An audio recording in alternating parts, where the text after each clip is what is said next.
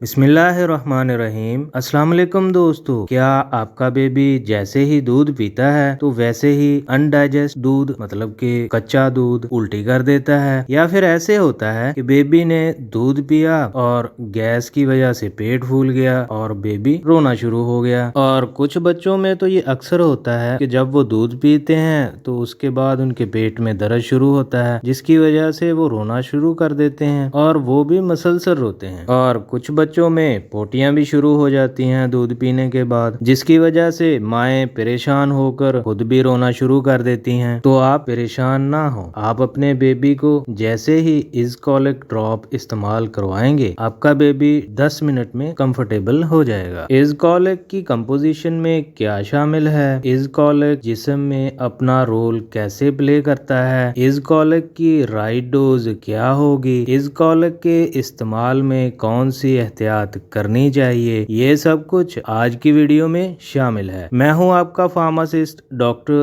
A.H. Mandal and welcome to my YouTube channel.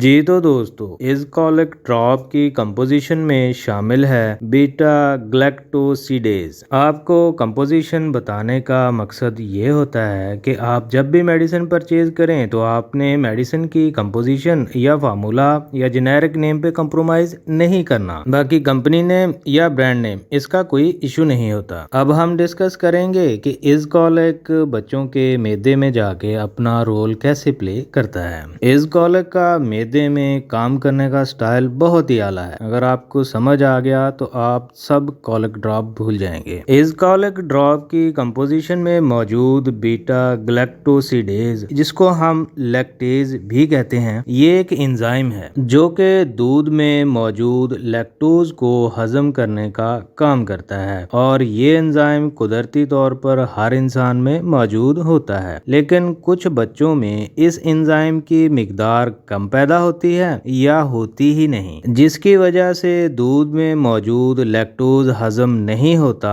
اور ان lactose پر جراثیم attack کرتے ہیں، جس کی وجہ سے بیبی کے معدے میں گیس بننا شروع ہو جاتی ہے اور بیبیز رونا شروع کر دیتے ہیں، اور کچھ بچوں میں ڈائریا والی کنڈیشن بھی ہو جاتی ہے۔ جی تو دوستو، بچوں میں ایزکولک ڈراپ کی رائٹ ڈوز ہوگی 4 drops in 1 T spoon of milk. آپ نے سب سے پہلے کرنا یہ ہے، 1 چمچ میں بریسٹ ملک یا فارمولا ملک لیں، اس میں آپ نے ایزکولک کے 4 ڈراپس مکس کر کے اپنے بیبی کو پلا دیں، پھر اس کے بعد بیبی کو نارملی فیڈ کروائیں۔ جی تو دوستو، ایزکولک ڈراپ کے یوز میں جو احتیاط کرنی چاہیے وہ یہ ہیں۔ نمبر 1، اگر بیبی کا سٹول زیادہ پتلا ہو جائے تو آپ نے ایزکولک ڈراپ کی ڈوز ہاف کر دینی ہے۔ جب ایک بار ایزکولک ڈراپ کو اوپن کر لیں تو پھر آپ نے اس کو فریج میں رکھنا ہے، اور پھر یہ ڈراپ صرف 4 ویکس تک ہی قابل استعمال رہے گا۔ جی تو دوستو، ویڈیو اگر اچھی لگی ہے تو کمنٹ کر دیں اور میرے چینل کو سبسکرائب کر دیں۔ اب ملتے ہیں نیکسٹ ویڈیو میں۔